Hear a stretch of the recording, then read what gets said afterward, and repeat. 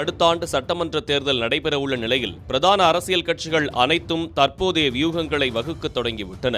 அதிமுக பாஜக கூட்டணி அதிகாரப்பூர்வமாக அறிவிக்கப்பட்டுவிட்டது. திமுக கூட்டணியில் பெரிதாக எந்த மாற்றமும் இருக்காது என்றே கூறப்படுகிறது. நாம் தமிழர் கட்சி தனித்தே போட்டியிடும் என ஏற்கனவே சீமான் அறிவித்துவிட்டார்.